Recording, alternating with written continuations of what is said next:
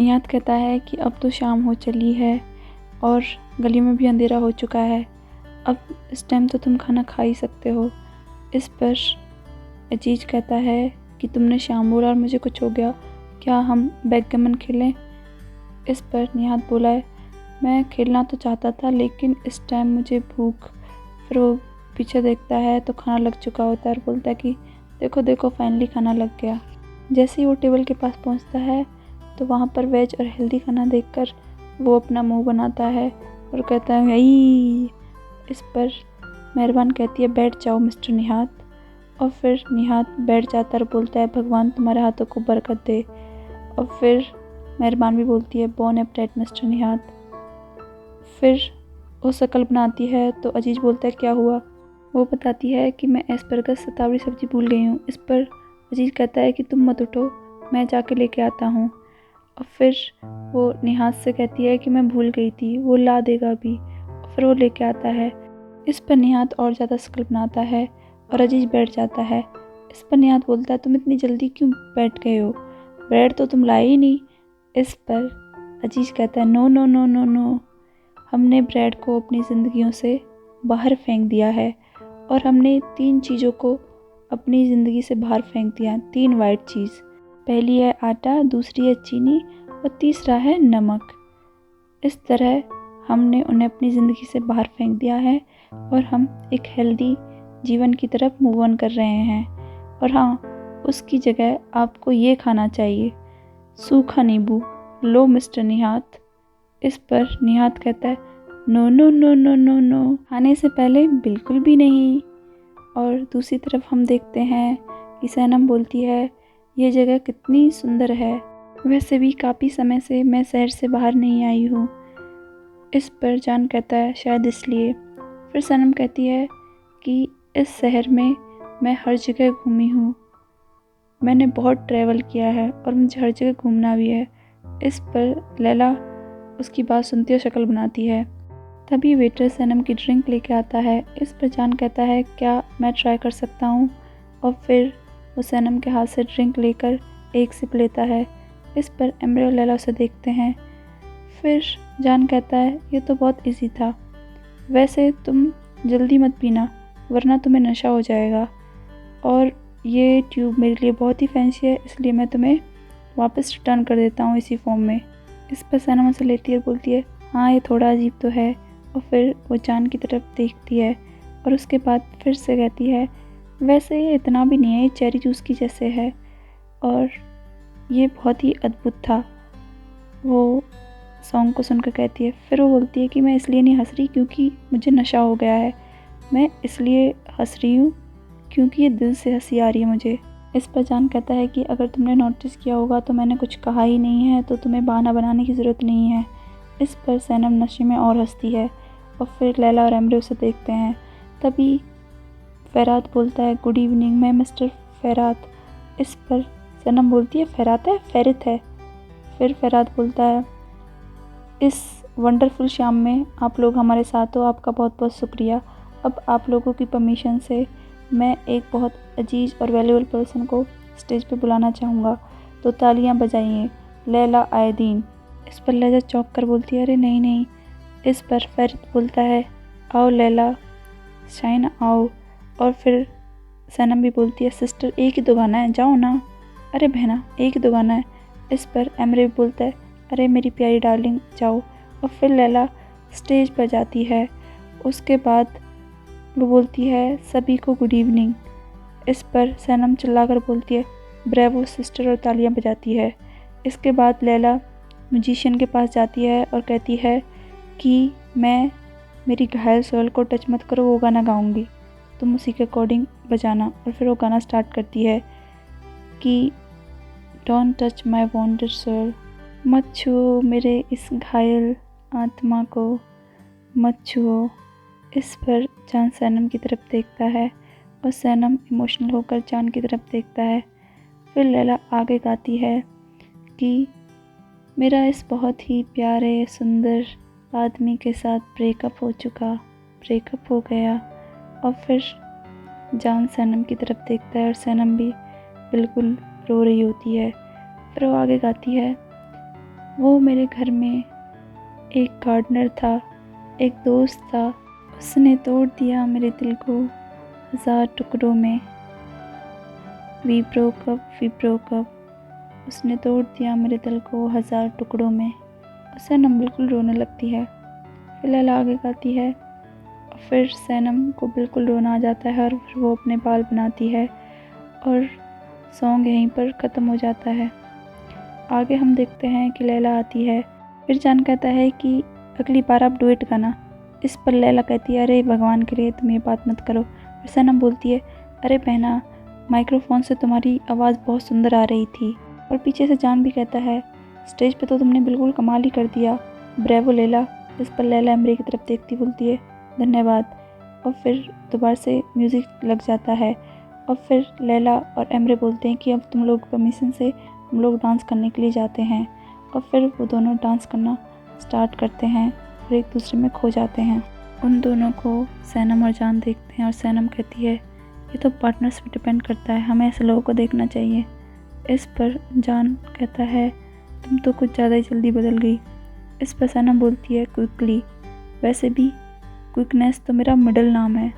मैं बहुत बदल गई हूँ जान, और वैसे भी जहाँ मैं रहती हूँ वहाँ पे ज़िंदगी जल्द ही बदल जाती है।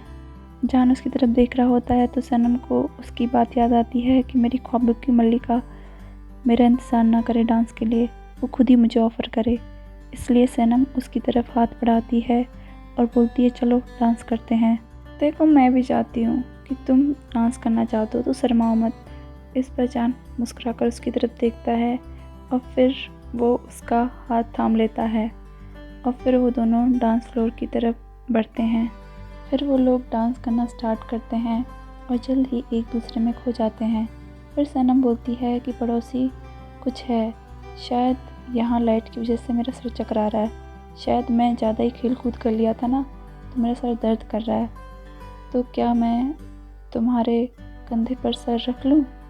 इस पर जान कहता है, ठीक है, और सनम उसके कंधे पर सर रखती है। वो दोनों बिल्कुल एक दूसरे में खो चुके हैं।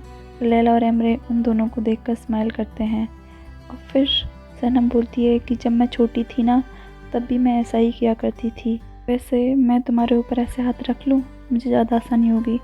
इस पर जान उसका हाथ पकड़ता है और फिर सनम कहती है, मैंने भी ऐसा ही सोचा था, वैसे हम कितने प्रैक्टिकल है ना पड़ोसी, तुम हमेशा ही इतने कूल होते हो या नहीं?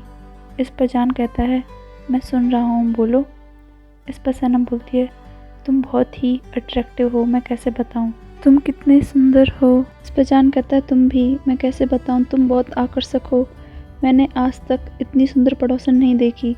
इस पर सनम बोलती है, ऐसा मत कहो, नहीं तो मैं इस पर यकीन करने लगूंगी।